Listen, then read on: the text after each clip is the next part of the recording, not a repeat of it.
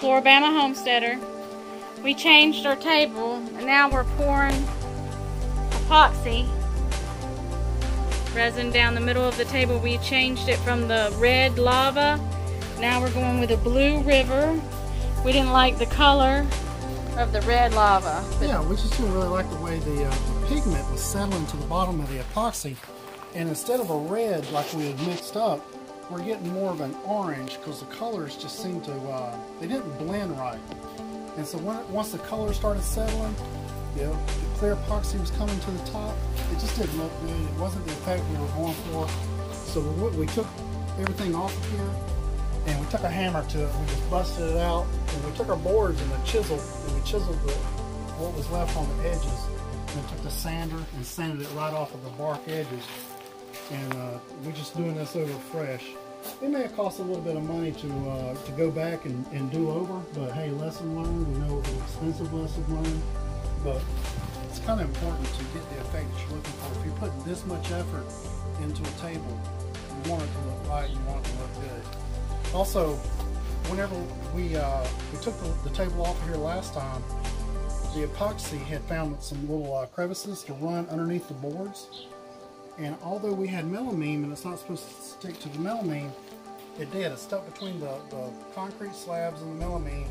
And we had to take the hammer, the chisels, the sanders. It just took hours to bust all that off the back of the wood. So this time what we did was we took tie-back tape, this house wrap tape, and we taped it to the bottom of the boards. And we made sure that this was sealed up all the way down. And then we put tape over the top, all the way back over the top, so we didn't have sticky side coming up. So we had a layer of tape sticking from the bottom, a layer of tape down from the top, and then I went back and I put a coat of turtle wax on it just to make sure that it doesn't stick this time and it doesn't leak. So what I'm going to do now is we got this, it's dripping out, and I'm going to go around, I'm going to look for leaks. We noticed that when it was leaking last time, we were getting leaks right off the edge of the table. So that's what we're going to be looking for this time, any kind of obvious leaks. If we get a leak at this point, I'm not sure what we're going to do. We just have to evaluate it. But I'm not seeing any leaks, it's looking good. Now this is not deep pour epoxy, this is the resin that we did top blasting with. So you can only do like a 4 inch at a time. And the reason we went with this is because the deep pour epoxy takes a lot longer to set up. This type of resin, this tabletop resin, only takes an hour, hour and a half to set up. So we decided to go with this so we can go ahead and get it set up and move on to the next stage. So we're going to do this pour in stages. So it's late in the evening today. We'll do our initial base color pour. We're going to get our marbles in here, get that laid out, and then over the course of the next day or two, dodging the rain that's forecasted.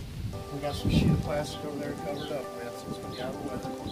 But it's going to be an ongoing evolution over the next couple of days to get this the way we want it. So as you watch the video, you'll see the updates. So stay tuned.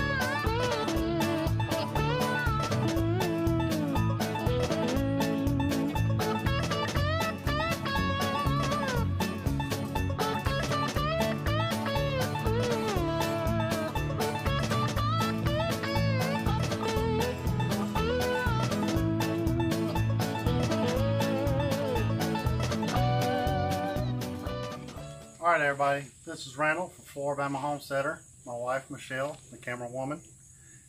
What we're going to show you today is a little project we've been working on since March.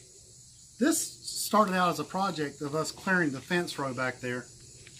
You see we kind of opened it up along the back of the property, and there's a stump right in the middle of that from an old pecan tree that was coming up. That was a pecan, a seedling pecan, and we felt like that we could do better usage by freeing that space up and planting trees that we want there. But we didn't want to just cut the pecan tree down and do away with it. So what we did is I had the idea of, well, let's saw it up and let's use this pecan wood. And Michelle and I come up with a plan that let's do a river table. And her idea was to build this canopy over it with this greenhouse polycarbonate paneling. So she kind of laid out the pattern of what she wanted it to look like. And so after talking about it, this is what we ended up with. So we took pecan wood from the tree that we cut down, and we took it to mill. And we had it slabbed out, probably about $30 to have the pecan tree cut into these slabs. We got 4-inch pecan slabs for benches, one here and one on the other side.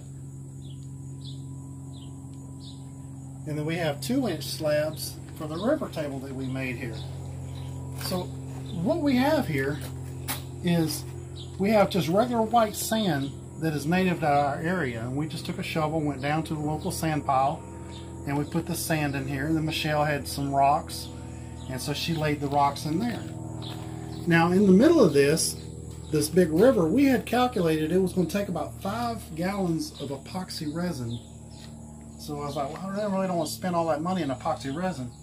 So Michelle thought it was a great idea if we get clear marbles and put as a filler down the middle. So we laid this on a sheet of melamine. We taped it all up so it wouldn't leak. We put a foundation of blue resin down. Then we came back in with our marbles. Laid 30 pounds of marbles in here. And then started topping it up with clear resin. And it's taken several months of sanding and then putting on resin and sanding and just working the wood, working the resin to get it smooth. Because these boards, as they were drying, they were cupping, they were turning.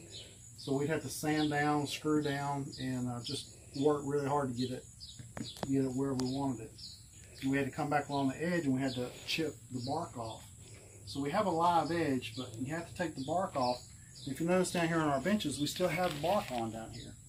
I expect this bark to actually come off on its own, but we left this on because we weren't going to be leaning against it like we would be leaning against this table. So we knew this had to come off. So we just want to show you what we've been working on and just kind of give you a little glimpse into what we've been doing. And what we're going to do is we're going to show you this video, and then as it gets darker, we turn the lights on. And we're going to do another little closeout clip and show you what it looks like in the nighttime if we were out here dining in the nighttime. Which is the reason we went with the clear polycarbonate panels. We don't expect to be out here in the middle of the daylight eating. This is for late in the evening and early morning. So we're not worried so much about sun coming through here and cooking us in the lunchtime. But maybe in the wintertime it'll be nice and comfortable to eat under this polycarbonate paneling. All right, well, thanks for watching.